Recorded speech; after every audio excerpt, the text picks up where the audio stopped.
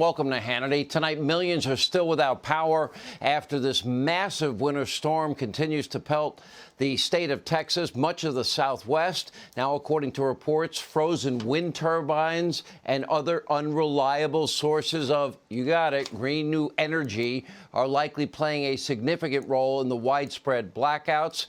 And coming up, Texas Governor Greg Abbott will join us. He'll have the very latest as he has ordered a full investigation into the ongoing power outages there. Also tonight, new poll is showing huge and sustained support for President Donald Trump within the Republican Party. We're going to explain what that means for the future of the GOP coming up. But first, the mob, the media, their embarrassing love affair with Joe Biden. It's only getting worse. After 5 years, never-ending lies, smears, conspiracy theories, breathless hysteria directed at any and all things Donald Trump, most of these so-called journalists, fake news people, are now taking it easy, just like they did with Obama. It sounds eerily familiar. Remember that question about President Obama, what do you find enchanting? During these first 100 days, what has surprised you the most about this office, enchanted you the most about serving in this office, humbled you the most, and troubled you the most? Now, let me write this down. Surprised, troubled. I've got, what was the first one? Surprised. Surprised. Troubled. Troubled. Enchanted. Enchanted, nice. And humbled. And what was the last one? Humbled? Humbled. Thank you, sir. Even Obama's laughing at the softball question. Now, this kind of hard-hitting coverage is back. Yesterday, the reporters, Fake News CNN, delivered this hard-hitting expose featuring Joe Biden's preference for having a fire in the Oval Office fireplace. And get this, according to the report, quote, he sometimes adds a log himself to keep the fire going. Wow. And that's not all. The story, Fake News CNN, goes on to detail how Biden is an early-to-bed type. No surprise there. If I had to guess, I'm guessing maybe 8 p.m. bedtime, and after a bedtime story and a little milky, I don't know, following an afternoon nappy, but I digress. Anyway, now look at this report from Newsweek. Joe Biden playing as Luigi wins in the Mario Kart race against the granddaughter at Camp David. And this article from Politico claiming historians and relationship experts agree the first couple's romantic gestures aren't just genuine, they're restorative. You know, public displays of affection are now back, all thanks to Joe and Jill Biden. Not to be outdone, this headline from the Washington Post reading, quote, power up, scrunchies and dog walking. The country gets a taste of Jill Biden's radical normalcy. Now, there's nothing wrong with a few fluff pieces about the president and his family, but I don't recall this ever happening under Donald Trump. Instead, the media attacked, they mocked, they spewed, never ending a steady stream of obsessive, psychotic rage and hatred against Donald Trump, against his entire family, and against all of his supporters for 5+ years. And over again, they would jump through hoops to attack the president and his family. For example, last summer when President Trump was calling for, law and order to be restored amid a wave of far-left riots in city after city, well, many in the mob, the media, pretended the riots weren't actually happening. During the violence in Kenosha, for example, this is my favorite picture. You had a Fake News CNN reporter standing in front of literally the city on fire, decked out in protective gear. Above a banner reads, you can read it right there, fiery but mostly peaceful protests after police shooting.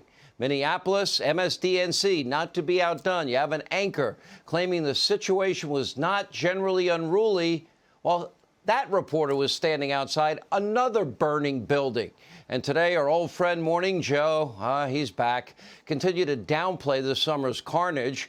He said you can't possibly compare the riots to what happened at the Capitol because only a few measly taco stands were impacted over the summer. Take a look. I know there are idiots on other cable news channels that will say, well, this mom and pop store was vandalized during the summer riots, and that's just as bad as the United States Capitol being vandalized. No, No, actually, no, Jack, it's not. The capital of the United States of America is the center of American democracy. And while I am a fierce believer in people's right to defend their private property, I'm not going to confuse a taco stand with the United States Capitol. Joe, do you have any clue at all how many tacos that one would have to sell to rebuild a burned down building or business? Do you not realize the tireless work mom and pop, small business owners put into their companies? You're so cavalierly, it's not as important as the Capitol. They're all important. We're talking about people putting their life work, every penny they have, to make their businesses successful. You have any idea about the level of death and destruction from the summer of violence that, well, your network pretty much ignored? Over 2,000 police officers injured. Remember the Molotov cocktails, frozen water bottles, bricks and rocks and knives and everything else? At least 30 Americans killed. Kenosha alone, more than 35 small businesses. All those dreams, all those families were destroyed. And don't forget, in Minneapolis, the police precinct burned to the ground and several other private businesses set ablaze. Hundreds of businesses nationwide looted, arson. All told, far-left riots caused about $2 billion in damage. One might have to wonder how many tacos is $2 billion, Joe. Maybe you can do the math. People were killed, people were injured, lives were destroyed, dreams literally up in smoke.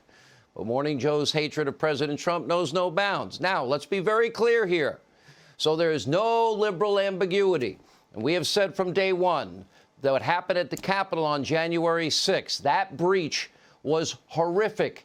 It can never, ever, ever happen again. All who committed acts of violence, all who broke the laws, must and will be held accountable. Every institution and every elected official. This transcends politics. Republican, Democrat, Independent, all of them must be protected. But so should every American home and business, and every kid, every school as well. Unlike the mob, the media will apply this same standard to those who wreaked havoc on American cities and Americans all over the summer. Unlike the mob, as always, we're independent. We're not controlled by the Democratic Party or the Republican Party. I'm not even a registered Republican or Democrat. I'm registered as a conservative. We do our own investigations. We don't rush to judgment. Oh, let's see, Richard Jewell, UVA, Duke Lacrosse, Ferguson, Baltimore, Cambridge Police, and the list goes on and on and on. Oh, and Nicholas Sandmann. Don't forget that case. We'll always hold our leaders, our elected leaders, accountable. And, of course, that includes Joe Biden. And tonight, troubling new development inside the White House that I doubt the media mob will pay attention to. FoxNews.com reporting tonight Vice President Kamala Harris, in fact, is holding solo calls with leaders on behalf of Joe Biden. And while Joe has talked to Russia and China, why has he snubbed Israel, our closest ally in the Middle East, the only democracy there? Why is Kamala acting as commander-in-chief? Are these international calls interfering with Joe's early bedtime? Is he not capable of conducting the calls for some reason? Is he passing on all that responsibility to Kamala Harris?